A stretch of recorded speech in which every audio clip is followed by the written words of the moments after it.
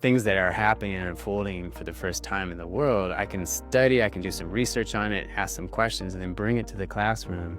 And then together we can sort of debate, investigate, and figure out how to move in this new reality. I'm Tryon and I'm a professor of crime and justice studies, and I also teach Black studies, women and gender studies, and health and society. Before becoming a professor, I was working in education in New York City doing HIV prevention. The people I was working with were sort of having troubles dealing with addiction or changing their lives around, violence. I found myself working in crime and justice studies fields, dealing with policing and punishment, and that seemed to be a really opportune place to talk about how we envision change and how we go about change. The Black Studies component is really key, though, because that's where we really understand sort of the truth or the essence of what our society is all about.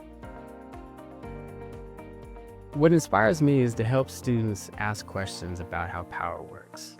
A lot of my students are interested in becoming police officers or becoming lawyers, work in criminal justice fields, and they usually come from the point of view of wanting to either change the system or give back to communities that they come from. I see it as my job to help them understand what institutions are like and what kind of room to work with you might find in those institutions.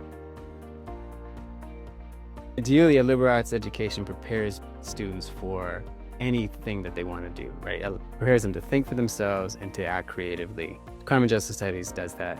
It also prepares people with the content and the subject matter to impact law, impact criminal justice, but also many of the helping professions like education, social work, and other service areas. Think critically and to build those relationships. It's very challenging with the technologies as well as with the polarization and culture. And so being able to talk with people, develop relationships, and then to use your own ability to think critically and research to inform those relationships. That's what I would say.